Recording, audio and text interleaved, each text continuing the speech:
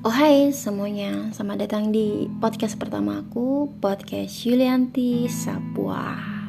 Oke, di podcast pertama ini aku mau membawakan atau membahas sesuatu yang sangat aku senangi ya, dan biasanya dirasakan oleh kebanyakan orang, termasuk aku sendiri. Jadi podcast pertama ini kita beri judul Ketika Terdengar Suara Kesedihan dari Hati yang Terdalam. Tapi sebelum itu mari kita kenalan, karena tidak kenal maka tidak sayang. Hai teman-temanku semuanya, nama aku Yulianti Sapua. Aku biasa dipanggil Yulianti, Yulia maupun Yuli, tapi aku lebih senang dipanggil Yulia sih. And umur aku 25 tahun, aku seorang profesi sarjana keperawatan. Dan kesibukan aku Kesibukan aku mencari kerja dan berbicara. Oke, kenal-kenalannya selesai. Sekarang kita masuk ke pembahasan ya. Jadi berbicara tentang kesedihan, bahkan dari orang yang kelihatannya tidak memiliki kecemasan pun akan terdengar suara kesedihan bila kita menelusuri hatinya yang paling dalam. Iya apa enggak? Iya dong.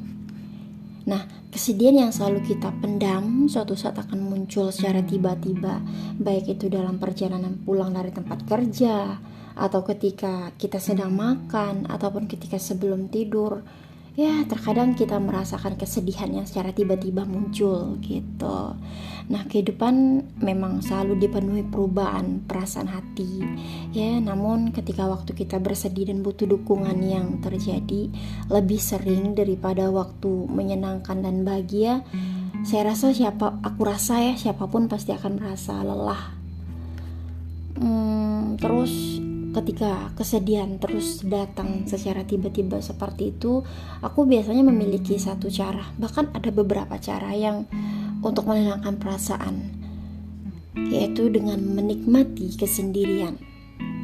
Seperti halnya duduk di depan kosan sambil baca buku, sambil minum kopi gitu, dan menikmati alam lah intinya ya kan. Terus mencari kalimat yang bisa menyentuh hati. Lalu aku tuh biasanya kalau merasa terhanyut di dalamnya, biasanya tanpa sadar bisa nangis gitu aja. Ya, aku bakalan terus nangis sampai perasaan aku jadi lebih lega. Dan kalau kamu mau melakukan itu, tidak usah memperdulikan orang lain, karena ini sama seperti halnya kita masuk ke perasaan yang paling dalam dan dengan jujur berhadapan dengan apa yang ada di dalam hati kita.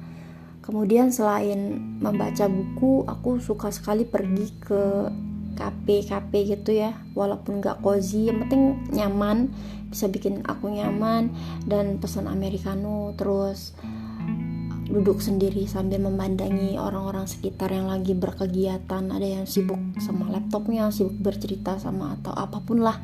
Dan ketika rutinitas itu aku lakukan, biasanya aku akan timbul, aku hidup di dunia ini tidak sendirian, yang sedih bukan hanya aku, yang menderita bukan hanya aku. Setelah berpikir seperti itu, biasanya kesedihan yang datang secara tiba-tiba tadi berangsur-angsur membaiklah perasaannya.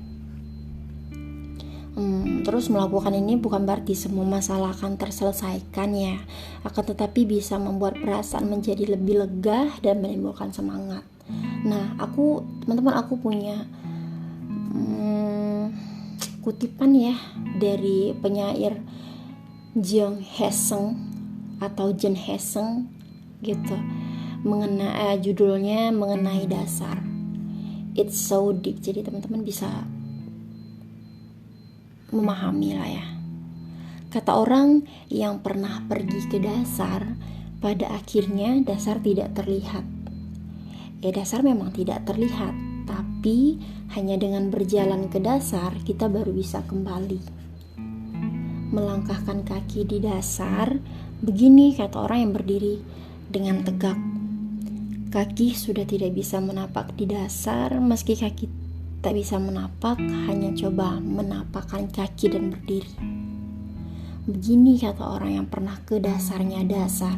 Sudah tidak ada dasar yang lebih dalam, karena dasar ada karena tiada, dasar ada karena tak terlihat, hanya menapakkan kaki dan berdiri.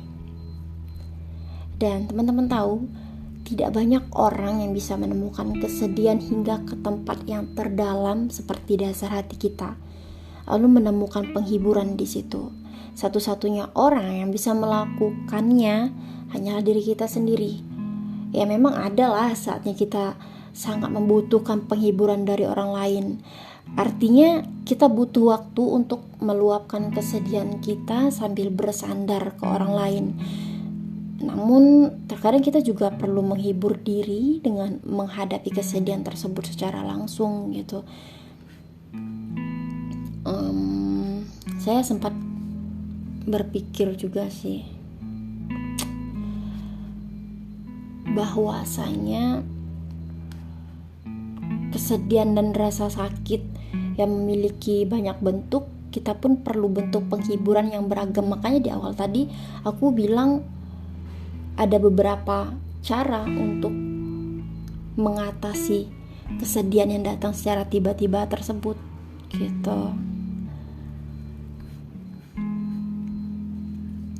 Terus terkadang aku berpikir juga sih, kenyataan bahwa begitu banyak kesedihan di dunia ini, sehingga semua orang yang membutuhkan penghiburan adalah sebuah hal yang paling menakjubkan di kehidupan ini. Karena kalau tidak ada kesedihan hingga kita tidak butuh penghiburan, berarti tidak akan terlintas keinginan untuk mencoba mengamati bagian jiwa kita yang terdalam, dan tidak akan ada usaha untuk mencoba mengerti kesedihan orang lain gitu. Jangankan mengerti kesedihan orang lain, untuk mencoba mengerti kesedihan diri kita sendiri pun nggak bisa. Terus ada lagi nih kutipan dari Profesor Chung Ye-chen. Dia merupakan profesor yang terkenal dengan kelas puisinya yang menyentuh hati banyak mahasiswa gitu, lewat karyanya yang berjudul Untuk Mereka Yang Melupakan Puisi. Ada saat dimana harapan tak kunjung terlihat meski sudah berusaha, dan ada dunia yang tak punya pengharapan hingga di titik tidak ada keputusasaan. Tidak memiliki keputusasaan adalah keputusasaan. Tidak ada kesedihan juga adalah kesedihan. Ketika kita tidak dapat menemukan harapan, maka jadilah orang yang menciptakan harapanmu sendiri.